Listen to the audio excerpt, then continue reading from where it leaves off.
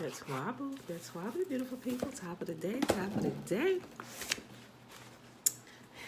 Sawubona, ya. Sawubona. Happy Wednesday, everybody. Happy Wednesday. It is July the 22nd, 2020. Day 205 of reading through the instructions and the prophets. And we are in Ezekiel 7, 8, and 9. Bro, I tell y'all, I so much love the book of Ezekiel. Now we're about to get down to the nitty-gritty. All right, y'all. Let's go ahead and get started. Ezekiel chapter 7. Let me go and take a sip of my water again real quick. You can have about whatever you just wrote. Oh, yeah. You know, I write my little daily notes in my notebook as I keep track of my daily readings.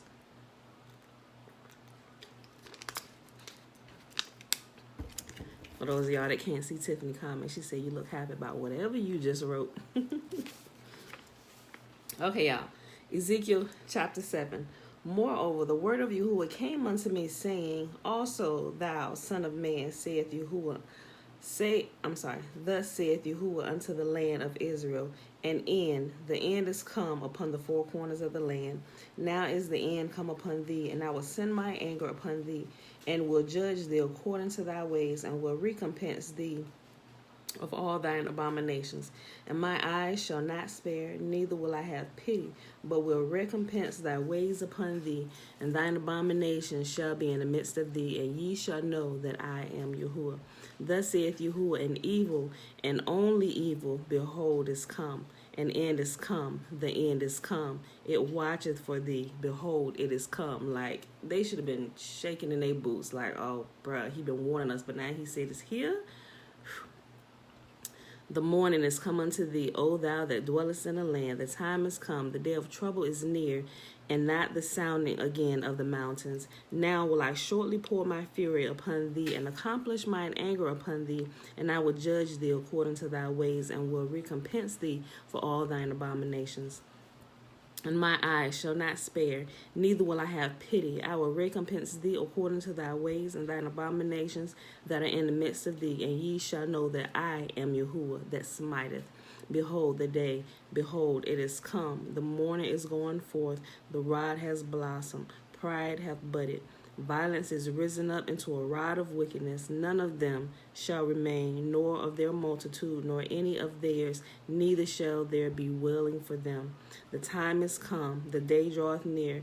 Let not the buyer rejoice, nor the seller mourn, for wrath is upon all the multitude thereof. For the seller shall not return to that which is sold, although they were yet alive. For the vision is touching the whole multitude thereof, which shall not return. Neither shall any strengthen himself in the iniquity of his life. They have blown the trumpet, even to make all ready, but none goeth to the battle. For my wrath is upon all the multitude thereof. The sword is without, and pestilence and famine within. He that is in the field shall die with the sword, and he that is in the city, famine and pestilence shall devour him. But they that escape of them shall escape, and shall be on the mountains like doves of the valley, all of them mourning, every one for his iniquity. All hands shall be feeble, and all knees shall be weak as water. They shall also gird themselves with sackcloth, and horror shall cover them, and shame shall be upon all the faces, and baldness upon all their heads. Sawubona, sawubona. They shall cast their silver in the streets, and their gold shall be removed. Their silver and their gold shall not be able to deliver them in the day of thy wrath, in the day of the wrath of Yahuwah.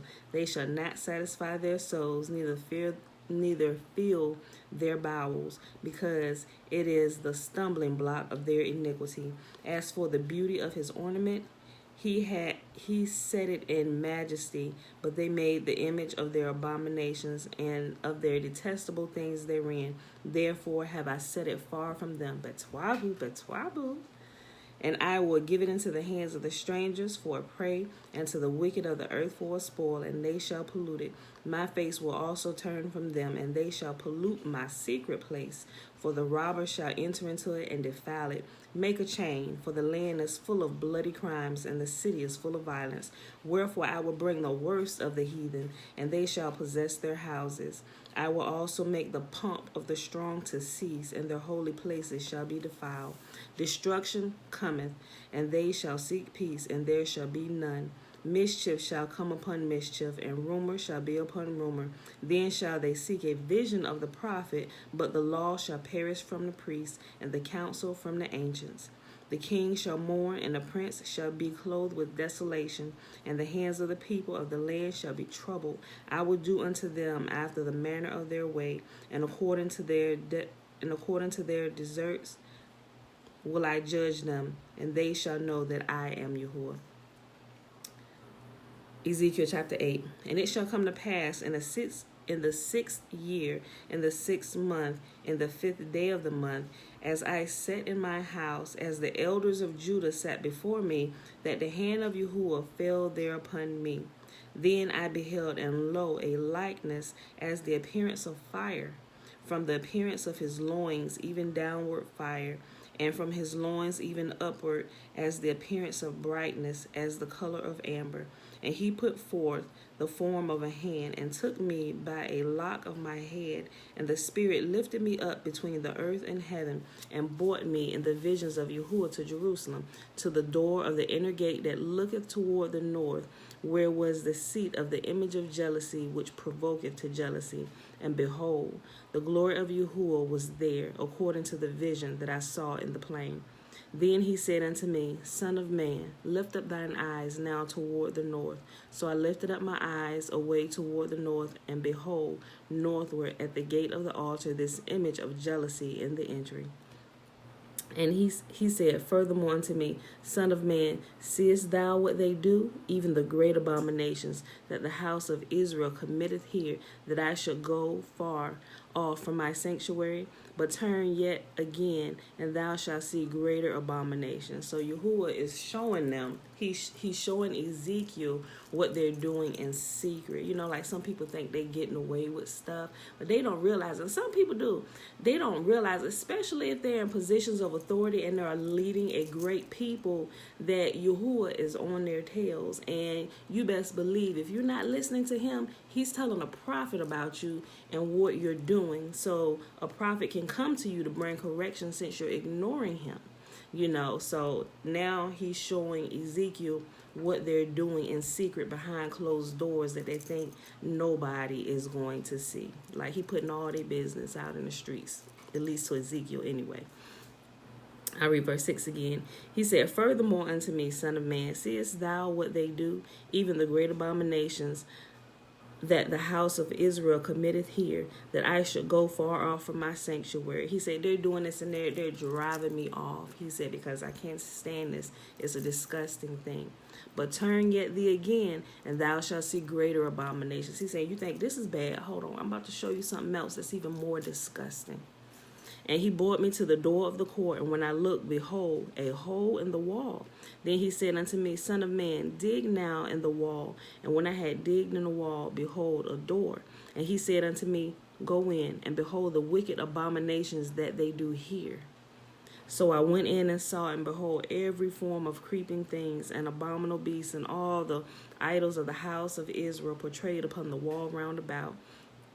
And there stood before them 70 men of the ancients of the house of Israel, and in the midst of them stood Jehaniah the son of Shaphan, which with every man his censer in his hand, and a thick cloud of incense went in. Then said he unto me, Son of man, hast thou seen what the ancients of the house of Israel do in the dark, every man in the chambers of his imagery? For they saith Yahuwah seeth it. For they say, Yahuwah seeth us not, Yahuwah hath forsaken the earth. He said also unto me, Turn thee yet again, and thou shalt see greater abominations than they do. Then he brought me to the door of the gate of Yahuwah's house, which was towards the north, and he said, Behold, the women there sat weeping for Tammuz. Then said he unto me, the women, Tammuz, a lot of people don't realize, and we've talked about this multiple times, but a lot of people don't realize. Some people ignorantly think that they're worshiping Yah, but the way that the church is set up and how it's set up, it's how can I word this? It's a great deception. That's what it's called. It's a great deception about who the church really worships. Now, there are some people in there who who have a good heart and truly do think that they are worshiping Yahuwah, the God of heaven and earth. But the way that the church set it up, that's not the God that they're talking about. So they're indirectly, when they go to these assemblies, and people ignorantly set up churches, they indirectly are worshiping Tammuz, So, but hopefully you weren't under one of those pastors who were ignorant.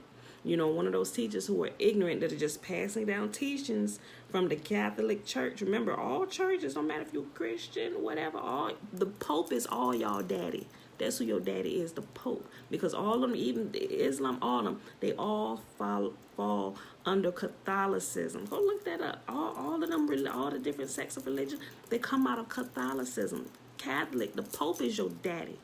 Y'all need to get that straight. I'm going to read this again, verse 14. Then he brought me to the door of the gate of Yahuwah's house, which was towards the north, and behold, there sat women weeping for Tammuz. Then said he unto me, Hast thou seen this, O son of man? Turn thee yet again, and thou shalt see greater abominations than these. What can be greater than worshiping another God, which is no God at all? And he brought me into the inner court of Yahuwah's house, and behold, the door of the temple of Yahuwah, between the porch and the altar, were about 25 men with their backs toward the temple of Yahuwah, and their faces towards the east, and they worshipped the sun towards the east. Then he said unto me, Hast thou seen this, O son of man? Is it a light thing to the house of Judah that they commit these abominations which they commit here? For they have filled the land with violence, and they have returned to provoke me to anger, and lo, they put the branch to their nose. Therefore will I also deal in fury. My eyes shall not spare, neither will I have pity. And though they cry in my ears with a loud voice, yet I will not hear them. Just think about it. Think about it, how we got here to the land of our captivity and all the horrible things that have happened because of the wickedness of our ancestors. Yahuwah said, though they cry out to me, where is God? Where is God? Though they cry to me, I will not hear them, neither will I pity. The sentence has to be served out unless right in the land of your captivity, you repent and you return to Yah. Yeah, you might still be in captivity, but there is grace for you, he said, for those that return to him in the land of the captivity. Chapter 9 of Ezekiel, which is also the last chapter for today, and it's really short, it's 11 verses.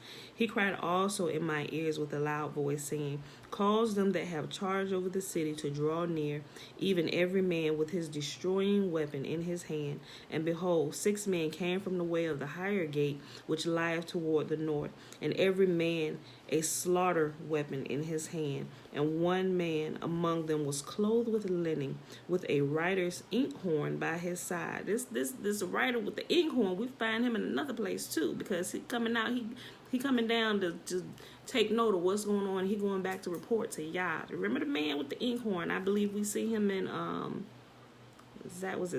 Zechariah. I think it's Zephaniah. Zechariah or Zephaniah. But anyway, he makes his appearance in a few places here. When you see the man with the inkhorn, you better really start considering your ways real quick, because he taking note of everything and he going to give report. And the glory of Yahuwah of Israel was gone up from the cherub whereupon he was to the threshold of the house, and he called to the man clothed with linen, which had the writer's inkhorn by his side. And Yahuwah said unto him, Go through the midst of the city, through the midst of Jerusalem, and set a mark upon the foreheads of the men that sigh and that cry for all the abominations that be done in the midst thereof. And to the others he said in my hearing, Go ye after him through the city, and smite. Let not your eyes spare, neither have ye pity. So he said, also, put a mark. Good morning, Auntie. Put a mark on those who are keeping my law, who is crying out because of the wickedness that's going on and what their people are doing. He said, mark them. But everybody else, take your weapons of slaughter and get them up out of here. Bruh. Verse 5, I read again. And to the others he said in my hearing, go ye after him through the city and smite. Let not your eyes spare, neither have ye pity. Slay utterly old and young, both maids and little children and women, but come not near any man upon whom is the mark. Excuse me. And begin at my sanctuary. Then they began at the ancient men which were before the house. And he said unto them, defile the house and fill the courts with the slain. Go ye forth. And they went forth and slew in the city. And it came to pass while they were slaying them, and I was left, that I fell upon my face and cried and said, Ah, Yah, wilt thou destroy all the residue in Israel, and thou pouring out of thy fury upon Jerusalem? Then he said unto me, the iniquity of the house of Israel and Judah is exceedingly great, and the land is full of blood. And the city is full of perverseness, for they say, Yahuwah hath forsaken the earth, and Yahuwah seeth not. And as for me also, my eyes shall not spare, neither will have pity, but I will recompense their way upon their head. And behold, the man clothed in linen, which had the inkhorn by his side, reported the matter, saying, I have done as thou hast commanded me. Bruh. That is our reading for today. That was Ezekiel 7, 8, and 9. Let me show you what they are doing in secret. Bruh, and the man with the inkhorn and the white linen is right behind me. Today is day 205, Wednesday, July 22nd, 2020. Let's go ahead and get to the blessing, which is found in Numbers chapter 6, verses 22 through 27. And Yahuwah said unto Moses, speak unto Aaron and unto his son, saying, on this wise ye shall bless the children of Israel, saying unto them, may Yahuwah bless us and keep us. May Yahuwah make his face to shine upon us and be gracious unto us. May Yahuwah lift up his countenance upon us and give us his peace. And they shall put my name upon the children of Israel, and I will bless them. All right, beautiful people, I love you, and I will see you bright and early in the morning. Peace. Oh, real quick, also, yesterday was a new moon. So remember, the Sabbath is changing again. So remember, the Sabbath lines up with the new moons. So the Sabbath now will fall on Tuesday. Since yesterday was a new moon, the day count begins today. So new moon day, then day 1 of the month, day 2. Then when we get to day 7 is going to fall on next Tuesday. So that will be considered the Sabbath day. So, all right, beautiful people, I love you. See you bright and early in the morning. Peace.